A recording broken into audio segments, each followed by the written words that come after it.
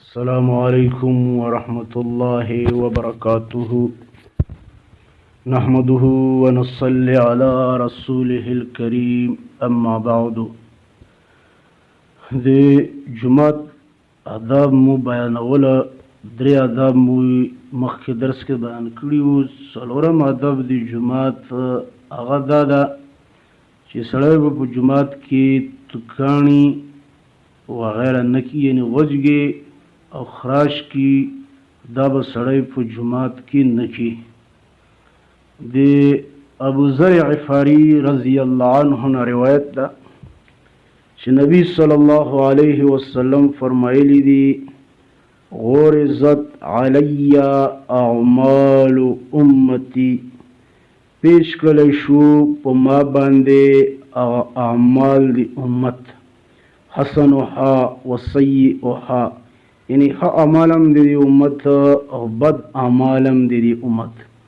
نو فوجدت فی محاسن اعمالها الاذى، په دې ما وموندل په دې ښایسته اعمالو د دې امت کې اذى یمات عن الطریق، تکلیف دې سیز لرې کول د لارې نه، یعنی ګټه وي په لاره یا سړک کې پرته وي، دارنګې زغنه ازغي یا بل یو داسې مرداره چې لارې یا سړک تر غورځولي وي، نو هغه د لارې او د سړک نه لرې کول دا یو بهترین اعمال ده د دې امت.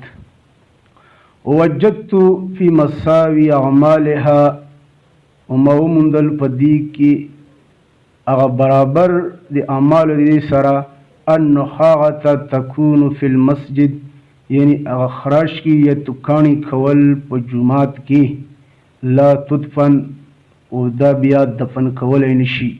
معنا دا ده چې په جومات کې به سړی د تکاڼي او د خراش کی وغیره دا به نه توکوي، ځکه دا د الله کور ده او دا د انسان په ټولو کې بد عمل ده، یا د دې امت په بدو اعمالو کې دا یو ډیر ناکاره عمل ده چې سړی په جومات کې وجګې تکاڼي خراش کی وغیره توکوي.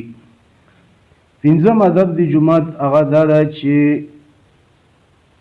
سړی به د جومات د احترام سره سره دا کارم کی چې جومات به پاکوي.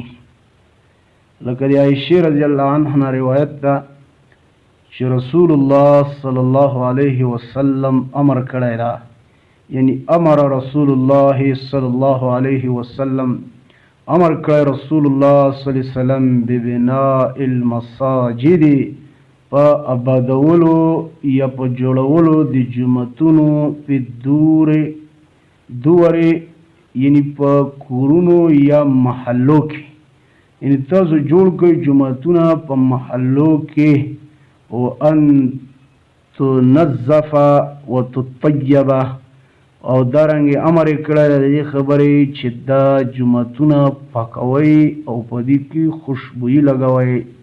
ځکه جومات چې پاک وي او خوشبویه وي نو په هغې کې سړي ته عبادت کول خوند او مزه ورکوي. وصلی الله علیه وسلم.